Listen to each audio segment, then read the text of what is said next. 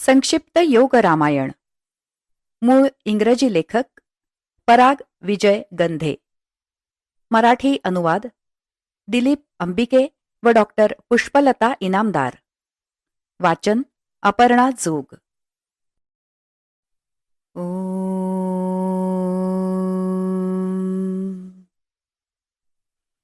श्रीराम श्रीराम श्रीराम.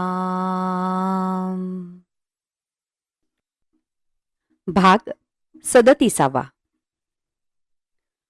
श्रोते हो, मागच्या म्हणजे 36व्या भागात आपण ऐकलं की श्रीरामाने युद्ध सुरू होण्यापूर्वी रावणाला एक आश्चर्यकारक संदेश पाठवला होता.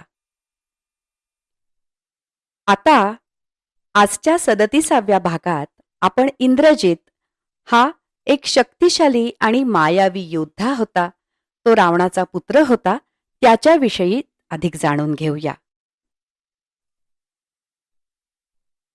रावणाने जेव्हा श्रीरामाच्या निर्वाणीच्या इशाऱ्याकडे दुर्लक्ष केलं, तेव्हा श्रीरामाने सुग्रीवाला लंकेवर आक्रमण करण्याचा आदेश दिला. श्रीरामाची युद्धनीती ही लंकेच्या 4ही द्वारांवर एकाच वेळी एकदम हल्ला चढवण्याची होती. युद्धकांडातल्या 43व्या सर्गातल्या 27व्या श्लोकात श्रीराम 4 राक्षसांशी एकाच वेळी एकदम सामना करतो असा उल्लेख आहे. अग्निकेतू, रश्मिकेतू, सुप्तघ्न आणि यज्ञकोप अशी या 4 राक्षसांची नावं आहेत. परंतु श्रीरामाने त्यांना ठार केलेलं नाही. युद्धकांडातल्या 44व्या सर्गातल्या 20व्या श्लोकात आणि 21व्या श्लोकात 6 राक्षस ज्यांची नावं यमशत्रू, महापार्श्व, महोदर, वज्रदंष्ट्र,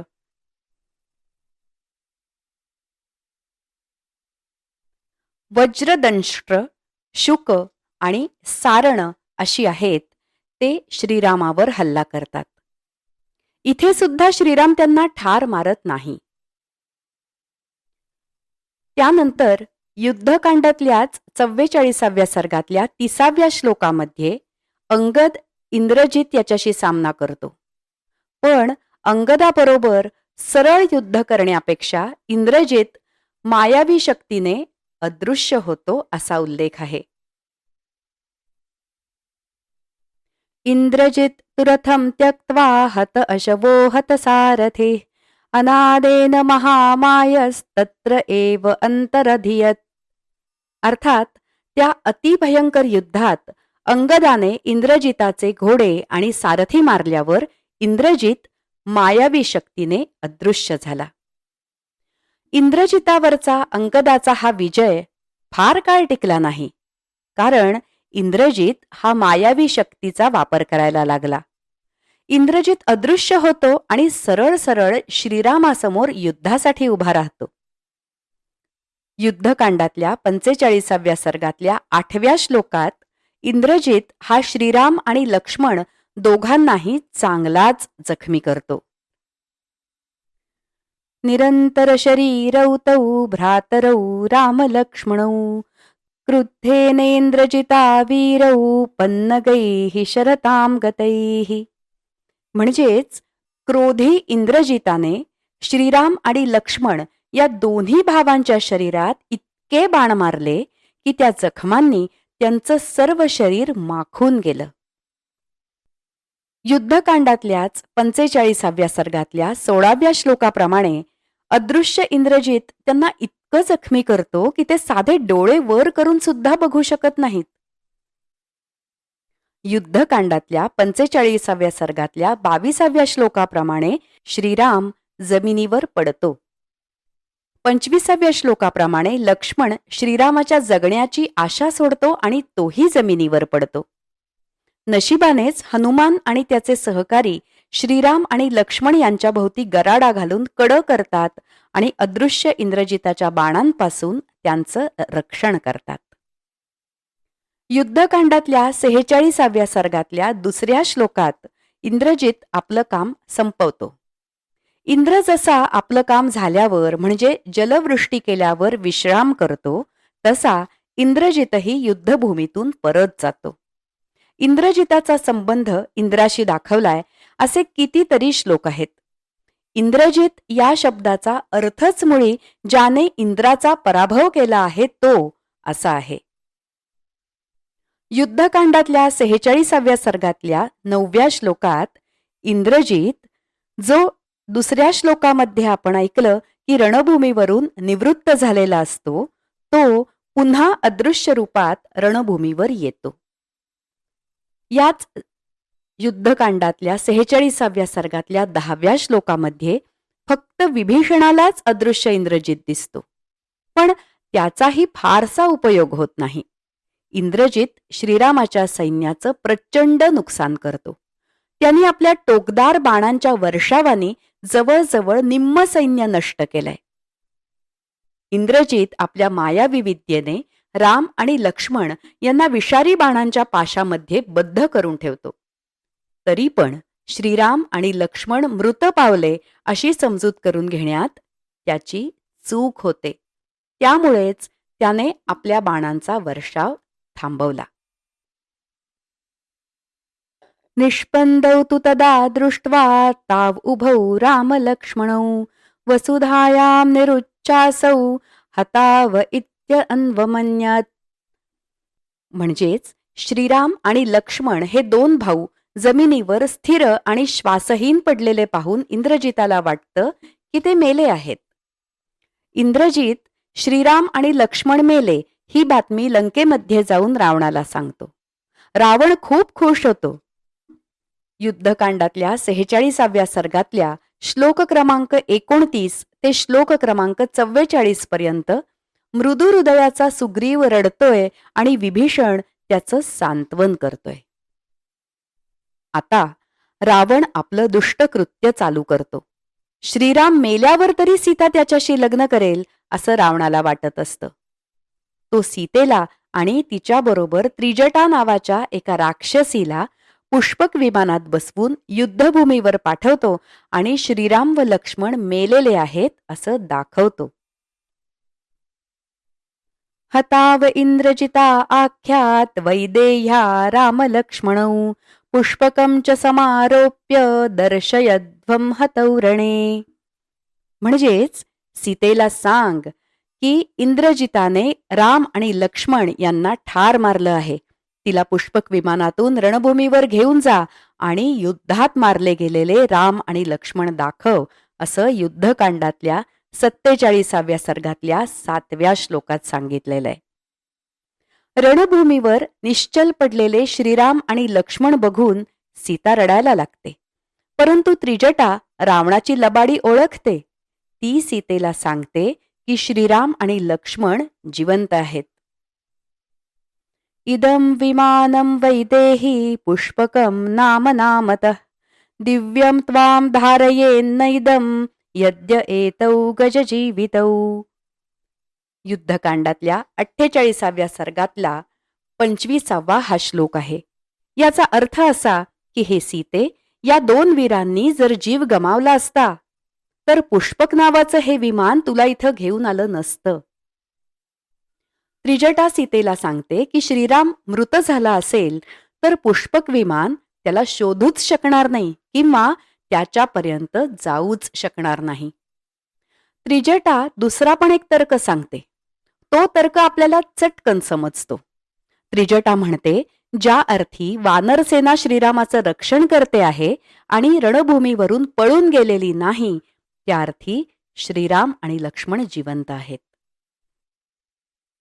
आता योगाच्या दृष्टीने बघितलं तर पुष्पक हे चक्रासंबंधित आहे. श्रीराम जर मृत झाला असेल तर पुष्पक विमान त्याच्यापर्यंत जाऊच शकणार नाही. याचा अर्थ जर शरीरातलं चैतन्य निघून गेलं असेल तर मग तिथे पुष्पक विमान, जे शक्तीचं एक छोटंसं रूप आहे, ते तरी कुठे असणार आणि ते चैतन्याला कसं शोधणार? जेव्हा सीता उर्फ शक्ती ही श्रीराम उर्फ चैतन्याजवळ येते तेव्हा श्रीरामाला त्यांची गेलेली शक्ती परत मिळते. अशा प्रकारे रावणाची युक्ती त्याच्यावरच उलटते. जेव्हा अहंकार शक्तीवरचं नियंत्रण सोडतो आणि शक्तीला चैतन्याजवळ जाऊ देतो, तेव्हा अहंकार चुकून चैतन्याला मदत करतो आणि चैतन्याला शक्ती पुनर्प्राप्त करायला मदत करतो. श्रुत्वा तु वचनं तस्याः सीता सुरसुता उपमा कृत अंजलिरवाच इदम एवं अस्त्वैति मैथिली. म्हणजे तिचं म्हणणं ऐकून मिथिला राज्याची कन्या सीता ही देवतांच्या कन्येसारखी हात जोडून उद्गारली, असंच होवो. असा या युद्धकांडातल्या 48व्या सर्गातल्या 34व्या श्लोकाचा अर्थ आहे. जेव्हा श्रीरामाला त्याची शक्ती परत मिळते तेव्हा तो शुद्धीवर येतो. तो स्वतःला आणि लक्ष्मणाला विषारी बाणांच्या जाळ्यात अडकलेलं पाहतो. त्याला लक्ष्मण मेला आहे असं वाटतं. युद्धकांडातल्या 49व्या सर्गातल्या 17व्या श्लोकात श्रीराम स्वतःच्या मरणाचा विचार करतो. आपणही लक्ष्मणाबरोबर मरून जावं असं त्याला वाटतं. आणि युद्धकांडातल्या 49व्या सर्गातल्या 24व्या श्लोकात श्रीराम सुग्रीवाला किष्किंधेला परत जायला सांगतो. त्यानंतर युद्धकांडातल्या 50व्या सर्गातल्या 37व्या श्लोकात श्रीराम आणि लक्ष्मण यांना सोडवायला सुदैवाने तिथे एक सुंदर दैवी गरुड येतो असा उल्लेख आहे. इंद्रजिताने पसरलेल्या नागपाशाच्या विषारी बाणांच्या जाळ्याचं प्रत्यक्ष स्वरूप सांगतो. ते विषारी बाण म्हणजे विषारी नाग आहेत. तमागतमभिप्रेक्ष नागास्ते विप्रदुद्रुभु यैस्तौ सत्पुरुषौ बद्धौ शरभूतैर्महाबलौ. असा युद्धकांडातल्या 50व्या सर्गातल्या 37व्या श्लोकात उल्लेख आहे. म्हणजेच गरुडाला पाहताच विषारी बाणांच्या रूपाने त्या दोघा महाबली सत्पुरुषांना बांधून ठेवणारे ते विषारी नाग पळून गेले. आता आपण याचा असा अर्थ लावू शकतो की विषारी बाण म्हणजे आपल्या मनातल्या वाईट इच्छा किंवा वासना, ज्या उच्च कोटीच्या योग्याला जखडतात आणि दंश करतात. आत्तापर्यंत आपल्याला हे समजलं की रावणपुत्र इंद्रजित मायावी, बलशाली आणि प्रतापी वीर आहे. तो मायावी शक्तीने अदृश्य होऊ शकतो. त्याने या आधी देवराज इंद्राला जिंकलंय. म्हणून योगाच्या दृष्टीने इंद्रजित हा अहंकाराच्या अदृश्य शक्तीचं प्रतिनिधित्व करतो, जी अनियंत्रित वासनांच्या मदतीने चैतन्य आणि समर्पित मनाला बांधू शकते. पुन्हा एकदा सांगते, योगाच्या दृष्टीने इंद्रजित हा अहंकाराच्या अदृश्य शक्तीचं प्रतिनिधित्व करतो. ती अदृश्य शक्ती जी अनियंत्रित वासनांच्या मदतीने चैतन्य आणि समर्पित मनाला बांधू शकते. वाल्मिकी मुनींनी आपल्याला धोक्याची ही सूचना दिली आहे. ते म्हणतात की जेव्हा एखादा योगी चैतन्याच्या उच्च पातळीवर जाण्यासाठी प्रयत्न करत असतो, तेव्हा अशा खडतर वेळी दुष्ट वासनांचं जाळं चैतन्यावर वर्चस्व ठेवून त्याला बंधनात घालू शकतं. युद्धकांडातल्या 50व्या सर्गातल्या 37व्या श्लोकात दैवी गरुड श्रीराम आणि लक्ष्मण यांच्याजवळ आला आणि त्यामुळे विषारी नागांनी घेतलेलं विषारी बाणांचं रूप त्यांनी सोडलं आणि ते पळून गेले असा उल्लेख आहे. त्यानंतर म्हणजे 50व्याच सर्गातल्या 43व्या श्लोकात श्रीराम सांगतो की गरुडाच्या उपस्थितीत त्याला त्याचे वडील आणि आजोबा जे स्वर्गात आहेत ते त्याच्या बरोबर आहेत असं वाटतं. आपल्या शरीर, मन, शक्ती, चैतन्य या रचनेत दैवी गरुड या कोणत्याच प्रक्रियांमध्ये कुठेही बसत नाही. म्हणजे अशा खडतर वेळी अनियंत्रित वासनांच्या जाळ्यातून चैतन्याची सुटका करायला मदत करणं हा आपल्या बाहेरील शक्तीचा हस्तक्षेप आहे. युद्धकांडातल्या 50व्या सर्गातल्या 46व्या श्लोकात श्रीरामाच्या प्रश्नाला उत्तर देताना गरुड श्रीरामाला सत्य परंतु आडमार्गाने सांगतो की तो त्याचा श्वासा इतका जिवलग मित्र आहे. युद्धातल्या या क्षणी श्रीरामाला हे माहिती नाहीये की तो स्वतःच भगवान विष्णू आहे. गरुड हे गुह्य प्रकट करू शकत नव्हता, म्हणून त्याने श्रीरामाशी त्याचं काय नातं आहे हेही सांगितलेलं नाही. युद्धकांडातल्या 50व्या सर्गातल्या 57व्या श्लोकात गरुड म्हणतो की युद्ध जिंकल्यानंतर तुला माझा परिचय होईल. ही गंमतच आहे की वाल्मिकी मुनी ठामपणे हे लिहितात की श्रीराम नक्कीच युद्ध जिंकणार आणि त्याला गरुडाची ओळख होईल. ते असं म्हणत नाहीत की जर श्रीरामाने युद्ध जिंकलं तर त्याला गरुडाची ओळख होईल. कायद्यावर बोट ठेवल्यासारखं वाल्मिकी मुनी बोललेले नाहीत. इथे एक महत्वाची गोष्ट लक्षात घेण्यासारखी आहे. विषारी नागांच्या पाशात जखडलेल्या श्रीरामाला इंद्रजिताचे हे पाश तोडून मोकळे होणं कठीण झालंय.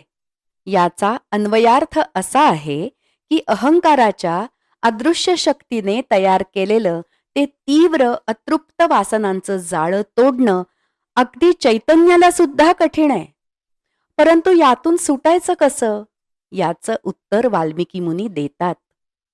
युद्धकांडातल्या 50व्या सर्गातल्या 53व्या श्लोकात श्रीरामाच्या शुद्ध मनोभावना आणि सरळपणा यामध्ये अशा संकटातून बाहेर पडण्याची ती ताकद आहे असा उल्लेख आहे.